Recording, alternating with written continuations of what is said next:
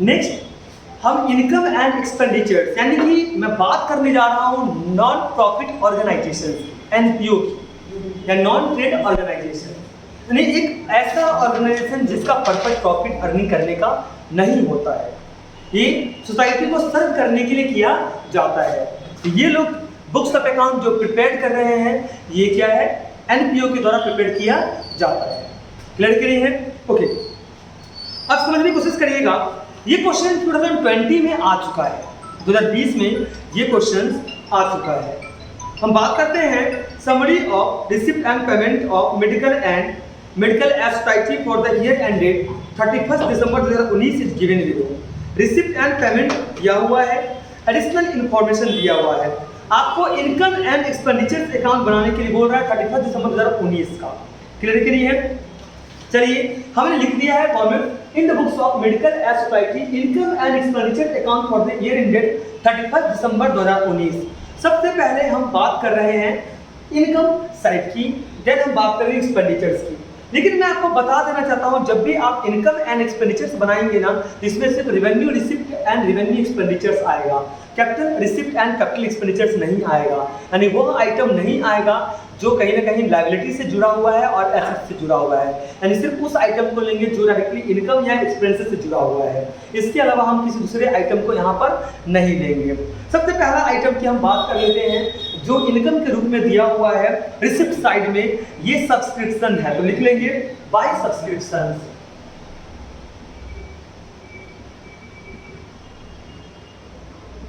Bye subscription during the year की जो है ये है 50,000।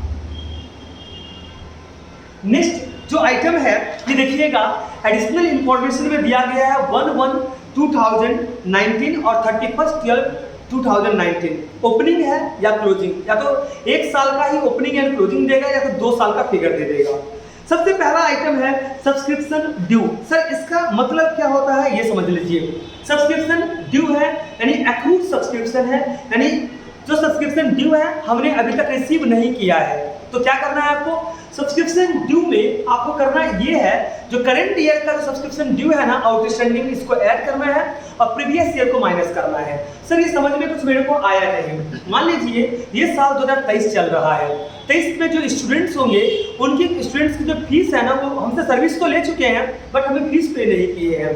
तो हमारी इनकम क्या हो रहा है, बढ़ रहा है। लड़के नहीं है, यानी मेरा इनकम तो बढ़ ही रहा है और एसेट्स भी बढ़ रहा है क्योंकि उसने अभी तक पेमेंट नहीं किया है। तो करंट ईयर का जो फीस होगा वो ये ऐड हो जाएगा।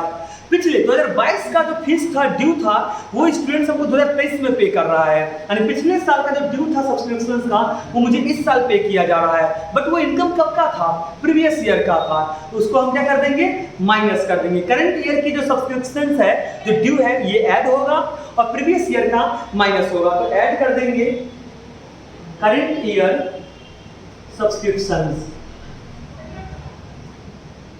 करंट ईयर की जो सब्सक्रिप्शन ड्यू है ये है आपका 1000, तो 1000 ऐड हो जाएगा। नेक्स्ट है प्रीवियस ईयर का सब्सक्रिप्शन ड्यू है ये है 500, तो 500 माइनस हो जाएगा। Previous year subscription due. कोई दिक्कत है आपको यहाँ पर? चलिए ये समझ में आ गया। करंट ईयर की आउटस्टैंडिंग सब्सक्रिप्शन ऐड होगा, प्रीवियस ईयर की आउटस्टैंडिंग सब्सक्रिप्शन माइनस होगा। ठीक है, नेक्स्ट बोल रहा है सब्सक्रिप्शन रिसीव्ड इन एडवांस। अब ये समझ लीजिएगा इस साल का सब्सक्रिप्शन, इस साल का जो फीस है 2023 का जो फीस है ना मैंने 22 में रिसीव कर लिया था। 23 का फीस हमने 22 में रिसीव कर लिया था, लेकिन इनकम कब का था, 23 का था। तो ये इनकम कब का ट्रीटमेंट होगा, 23 में होगा, तो 22 में मैंने माइनस किया था, इस साल हम ऐड कर देंगे। क्या कर देंगे, ऐड कर देंगे। तो ये आपका कितना हो जाएगा, 1000 हो जाएगा। तो लिख लीजिए add pre received subscription, pre received subscription 1/1/2018, ये है आपका 1000। नेक्स्ट फिर देखिएगा बोल रहा है सब्सक्रिप्शन रजिस्ट्रेशन एडवांस 31 दिसंबर का दिया हुआ है 500। इसका मतलब क्या है पता है? इसका मतलब है 24 का सब्सक्रिप्शन हमें मिल रहा है 23 में। तो ये इनकम कब का है? 24 का है, लेकिन मिल कब कर रहा है? 2023 में मिल रहा है। ये इनकम कब का है? 24 का है, लेकिन मिल कब रहा है? 2023 में मिल रहा है। तो क्या इस साल का इनकम है? नहीं है। क्या इस साल यूज होगा? नहीं होगा। तो क्या कर देंगे हम? माइनस कर देंगे। जो एडवांस सब्सक्रिप्शन नेक्स्ट ईयर का है वो माइनस होगा, और जो प्रीवियस ईयर का है वो ऐड हो जाएगा। तो माइनस कर दीजिए एडवांस सब्सक्रिप्शन 31/12/2019। ये है आपका 500। देख लेते हैं आप कितना आ रहा है। 50,000 प्लस 1,000 माइनस 500 प्लस 1,000 माइनस 500, ये आ जाएगा 51,000। होप सो आपको यहां तक तो कोई दिक्कत नहीं हो रही होगी। नेक्स्ट इनकम की तरफ चल रहे हैं, डोनेशन। अगर क्वेश्चंस में कुछ भी नहीं बोलता है तो डोनेशन को हम कैपिटलाइज कर देते हैं। मैं रिपीट कर देता हूं, क्वेश्चंस में अगर कुछ भी नहीं बोलेगा तो डोनेशन को कैपिटलाइज कर देंगे, कैपिटल से ऐड कर देंगे। किससे ऐड कर देंगे? कैपिटल से ऐड कर देंगे। लेकिन बोल रहा है 60% डोनेशन शुड बी कैपिटलाइज, तो 40% हमारा इनकम माना जाएगा और 60% कैपिटल से ऐड होगा। डोनेशंस हो गया, एंट्रेंस फीस हो गया, इन सब पे सेम चीज एप्लीकेबल है। अगर एडिशनल इन्फॉर्मेशन में कुछ भी नहीं बोलता है इसको कैपिटल से ऐड कर दीजिएगा। किससे ऐड कर दीजिएगा? कैपिटल से ऐड कर दीजिएगा। याद रहेगा? ओके। अगर आप इसको इनकम के रूप में ट्रीट करेंगे, तो नोट दे के लिख दीजिएगा डोनेशंस को आपने इनकम के रूप में ट्रीट किया है। चलिए नेक्स्ट चलते हैं। नेक्स्ट है इंटरेस्ट ऑन इन्वेस्टमेंट्स। ये आपका इनकम है, तो लिख लीजिए बाय इंटरेस्ट ऑन इन्वेस्टमेंट्स। ये 7,000 है, ऑलरेडी गिवन है। नहीं तो अगर नहीं दिया रहेगा तो जितने की इन्वेस्टमेंट्स रहेगा उसकी परसेंटेज दिया रहेगा, उसके ऊपर आप निकाल लेंगे। ठीक है, नेक्स्ट चलते हैं। नेक्स्ट आइटम है चैरिटी शो प्रोसीड्स, यानी चैरिटी शो आपने करवाया था जिसके लिए 10,000 रुपये आपको मिल रहा है, तो ये भी आपका इनकम है। बाय चैरिटी शो प्रोसीड्स, ये आपका हो जाता है 10,000। चलिए यहां तक तो आपका हो गया। नेक्स्ट चलते हैं एक्सपेंडिचर साइड में। सबसे पहला जो है पेमेंट ऑफ मेडिसिन है। क्या है? मेडिसिन, पेमेंट ऑफ मेडिसिन है। बट मैं इसकी बात नहीं करूंगा, मैं बात करूंगा जो कॉस्ट ऑफ मेडिसिन कितना है, यानी वो हमारे लिए एक्सपेंडिचर्स के रूप में ट्रीट किया जाएगा। अभी पहले क्या निकाल लेना है? कॉस्ट ऑफ मेडिसिन यूज निकाल लेना है। तो लिखेंगे to cost of medicine used. Cost of medicine used कितना है? कॉस्ट ऑफ मेडिसिन जो है यूज है, चलिए देख लेते हैं। ये निकालते हैं। सबसे पहले लिखा है payment of medicine. Payment of medicine, medicine के लिए आपने जो पेमेंट किया है, मेडिसिन के लिए जो आपने पेमेंट किया है ये 30,000 से है। क्लियर है? ओके। सबसे पहले आप आइए एडिशनल इंफॉर्मेशन में और देखिए लिखा है amount due to medicine suppliers. Amount due to medicine supplier previous year का 8,000 है और करंट ईयर का 12,000 है। यानी करंट ईयर में 12,000 का मेडिसिन अमाउंट ड्यू टू, यानी कि सप्लायर्स को पे करना बाकी है 12,000 और 8,000 पे हो चुका है। तो आपको करना क्या है? करंट ईयर का जो ड्यू होगा ना सप्लायर्स का, वो ऐड करिएगा और प्रीवियस ईयर का माइनस करिएगा। यानी 31 दिसंबर का जो है सप्लायर्स का ड्यू ये ऐड हो जाएगा और प्रीवियस ईयर का माइनस हो जाएगा। तो लिख लीजिए add amount due to medicine supplier 31/12/2019। ये है आपका 12,000 less amount due to medicine suppliers 1/1/2019। ये है आपका 8,000। क्लियर करिए है? ये है आपका 8,000। अब देख लेते हैं बैलेंस कितना आ रहा है। 30,000 प्लस करंट ईयर का ड्यू जो सप्लायर का था वो ऐड कर दिया, प्रीवियस ईयर का माइनस कर दिया, बैलेंस आया 34,000।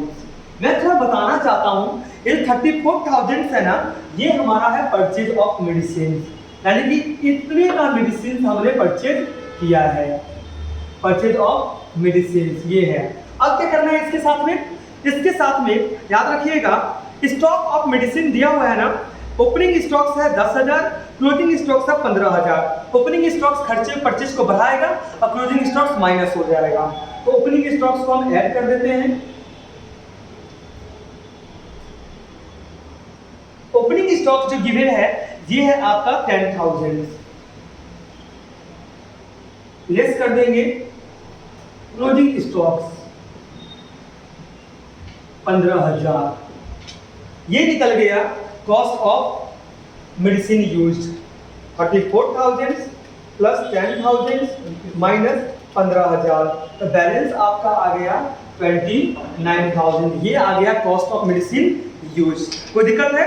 नेक्स्ट आइटम है ऑनरियम टू डॉक्टर, ये डॉक्टर को ऑनर कर रहे हैं, तो इसके लिए हमें पेमेंट कितना करना पड़ा 10,000, तो ये भी खर्चा है, तो लिख लीजिए to honorarium to doctors.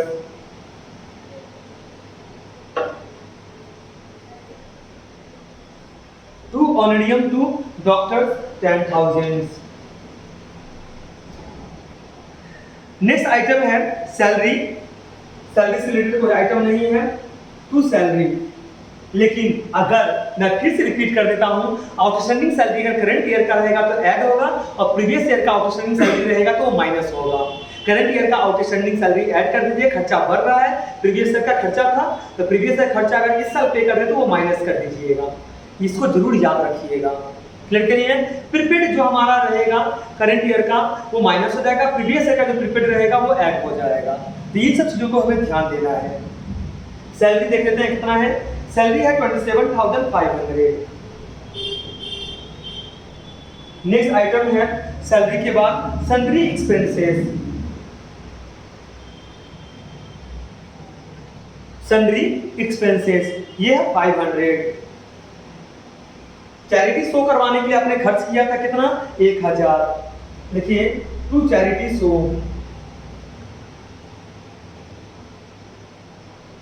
Proceeds, proceeds लिखेंगे, एक्सपेंसेस लिखेंगे। चैरिटी से एक्सपेंसेस है आपका 1,000। नेक्स्ट है आपका एसेट्स, देख लीजिए इक्विपमेंट्स कितने का है, इक्विपमेंट्स है 21,000 और क्लोजिंग कितना है 30,000। कैसे निकालिएगा, लिखिए to depreciation on equipments, to depreciation on equipment. क्या कर देना है, ओपनिंग बैलेंस से ऐड कर देना है। अगर ड्यूरिंग ईयर में हम कुछ इक्विपमेंट खरीदे हैं तो ओपनिंग बैलेंस इक्विपमेंट्स का है 21,000, ड्यूरिंग ईयर में खरीदे हैं, इसके लिए हमने पेमेंट किया होगा। पेमेंट साइड में जाइए और देखिए बोल रहा है इक्विपमेंट परचेज 15,000, यानी 15,000 का इक्विपमेंट खरीदा गया है, तो 15,000 इसे ऐड करिएगा, फिर माइनस कर दीजिए क्लोजिंग इक्विपमेंट जो कि आपका 30,000 है, यानी कि टोटल इक्विपमेंट कितने की थी आपकी 21,000 प्लस 15,000 माइनस 30,000, तो आपकी बैलेंस आ गया था 6,000। कितने का बैलेंस आ गया था 6,000 का। नेक्स्ट है to depreciation on building,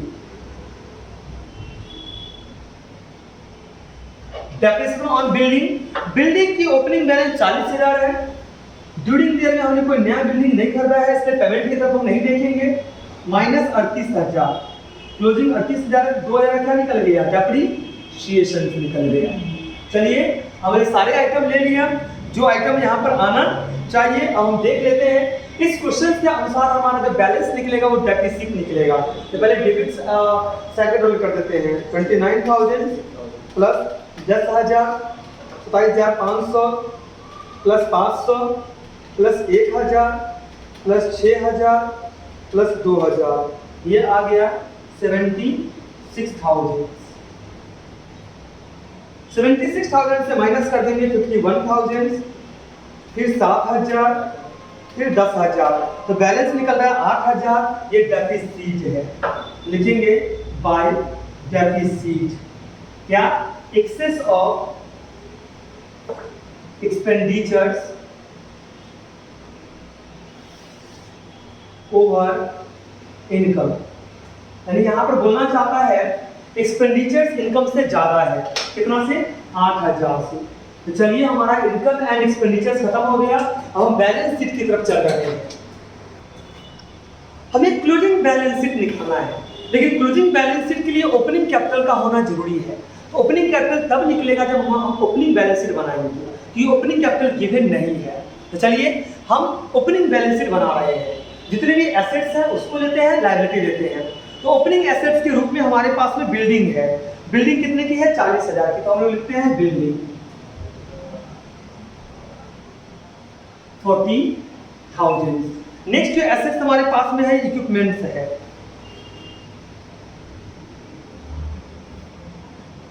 equipments है आपके पास में 21,000 की। अब नेक्स्ट जो एसेट्स आपके पास में है ये स्टॉक ऑफ मेडिसिन है। ओपनिंग हम सब सारा का सारा ओपनिंग ले रहे हैं, तो ध्यान जरूर दीजिएगा, दिमाग भटकाइएगा नहीं। तो स्टॉक ऑफ मेडिसिन कितना है 10,000 है।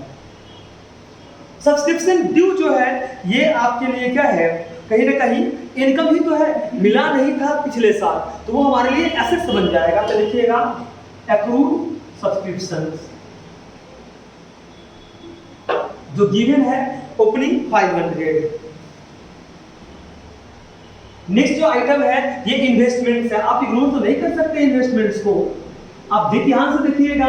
रिसिप्ट साइड में दिया है interest on investments at the rate of 7% per annum 7,000, यानी आपको 7% पर एनम के हिसाब से 7,000 रुपए का इंटरेस्ट मिल रहा है। तो आपने कितना इन्वेस्टमेंट्स किया होगा जिसके अनुसार 7% क्या मिल रहा है, इंटरेस्ट मिल रहा है। कैसे निकालेंगे, 7,000 इंटू 100/7, एंड 100% जो हमने इन्वेस्ट किया होगा उसका 7% कितना मिल रहा है 7,000। तो 7,000 इंटू 100 डिवाइड बाई 7, ये आ जाएगा 1 लाख। यानी अब आप देख सकते हैं 1 लाख का 7% निकालिएगा तो कितना आ जाएगा 7,000, यानी आपके द्वारा कितना इन्वेस्टमेंट किया गया है 1 लाख का इन्वेस्टमेंट किया गया है।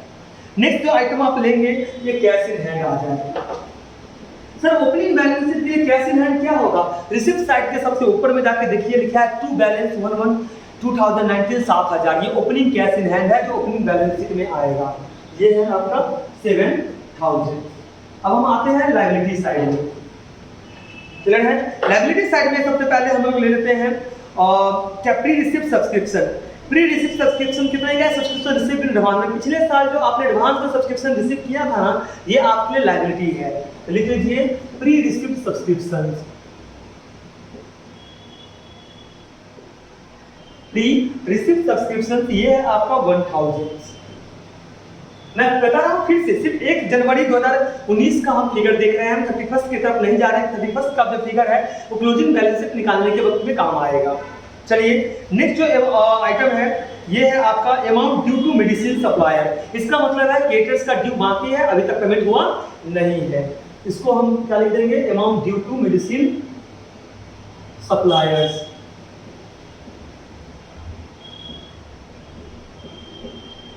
ये है आपका 8,000। तो बैलेंस निकलेगा ये हमारा कैपिटल है, ये क्या है कैपिटल है, याद रखना ओपनिंग कैपिटल है। देख लेते हैं ओपनिंग कैपिटल कितना आ रहा है, total assets minus liability opening capital निकल जाएगा 40,000 plus 21,000 plus 10,000 plus 500 plus 1 lakh plus 7,000 1,78,500 1,78,500 minus 1,000 minus 8,000 1,69,500 आपका ये ओपनिंग कैपिटल निकल गया। नेक्स्ट हम बात करते हैं क्लोजिंग कैपिटल की। चलिए क्लोजिंग कैपिटल बनाते हैं, यानी कि क्लोजिंग बैलेंस शीट नहीं है कोई। चलते हैं क्लोजिंग बैलेंस शीट में पहला आइटम है कैपिटल फंड। कैपिटल फंड है आपका 1,69,500 जो ओपनिंग बैलेंस शीट से निकला था। इससे माइनस कर देंगे डेफिसिट। डेफिसिट आदि कैपिटल फंड को डिक्रीज करता है, अगर सरप्लस रहेगा तो ऐड हो जाएगा। तो डेफिसिट था आपका 8,000, ऐड कर देंगे डोनेशन को। डोनेशन को हमने कैपिटलाइज मान लिया था, तो डोनेशन है 10,000 देख लेते हैं कितना आएगा। डोनेशन 10,000 नहीं है बच्चों, really very very sorry, donation है 14,500।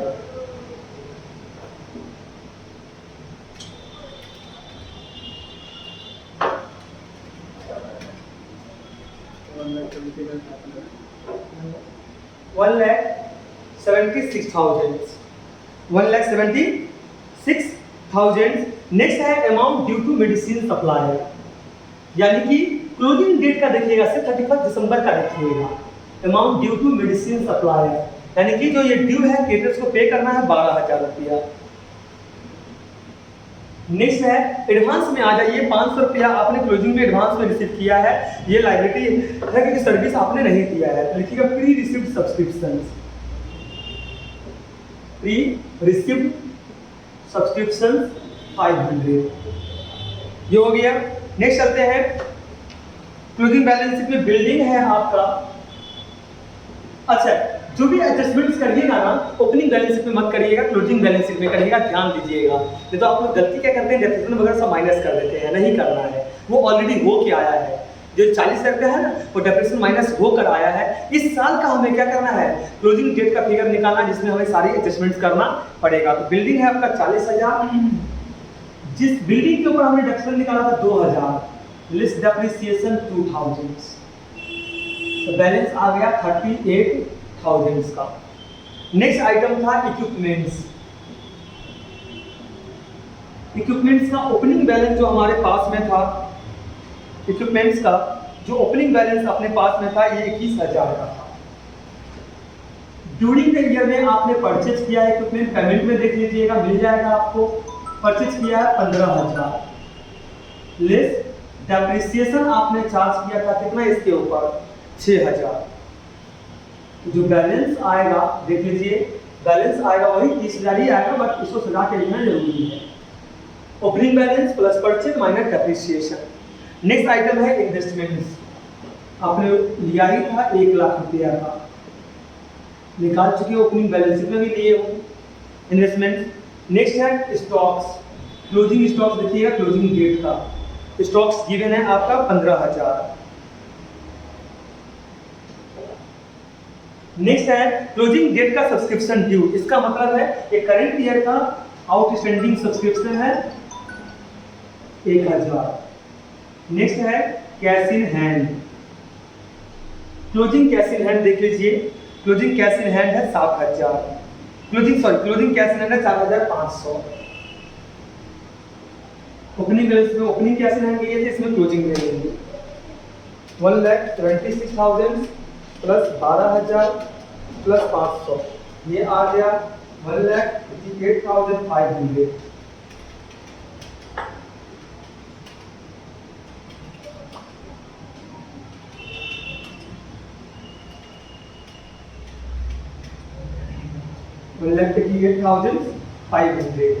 सबके साथ में ये क्वेश्चन शेयर करेंगे कि बहुत ज्यादा इंपॉर्टेंस रखता है।